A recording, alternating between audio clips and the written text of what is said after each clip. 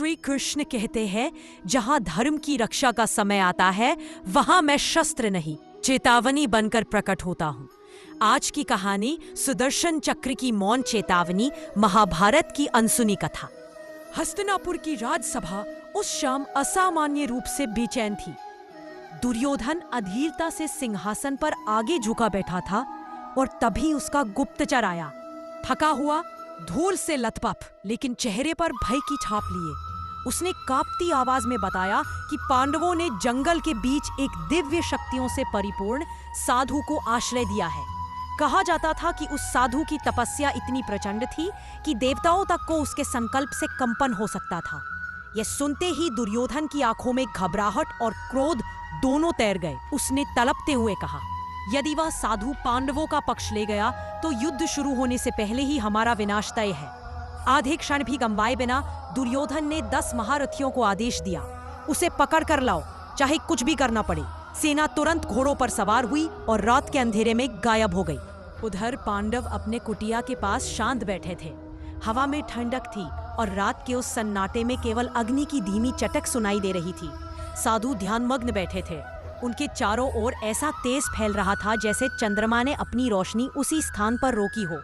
युधिष्ठिर उस दिव्य तेज को निहारते हुए मन ही मन महसूस कर रहे थे कि ये साधु कोई सामान्य ऋषि नहीं बल्कि ब्रह्म तेज का स्रोत है। अचानक दूर से घोड़ों की तापें गूंजी, जंगल कांप उठा।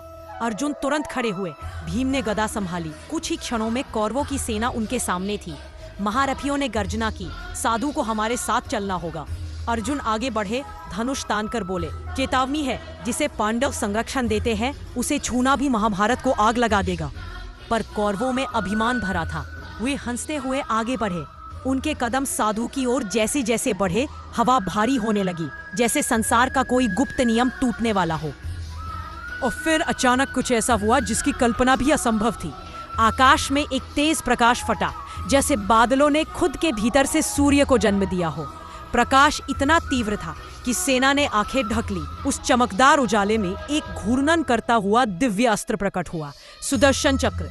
उसकी घूमने की आवाज ऐसी थी मानो आकाश स्वयं चेतावनी दे रहा हो। हवा की दिशा बदल गई, पेड़ों की पत्तियां कांपने लगी और धरती में हलचल महसूस हुई। चक्र धीरे धीरे सेना के सिरों के ऊपर घूम रहा था, मगर वार नहीं कर रहा था, केवल एक मौन पर घातक चेतावनी दे रहा था।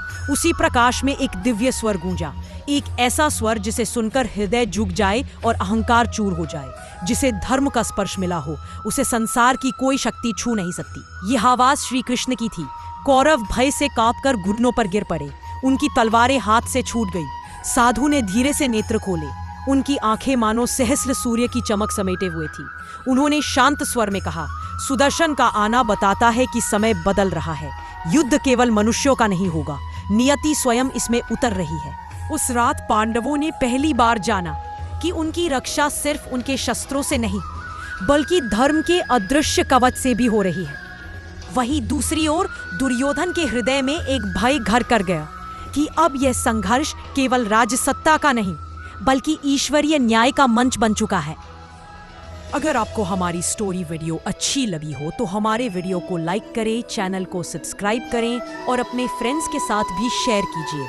और कमेंट में बताइए कि कैसी लगी आपको ये स्टोरी। धन्यवाद।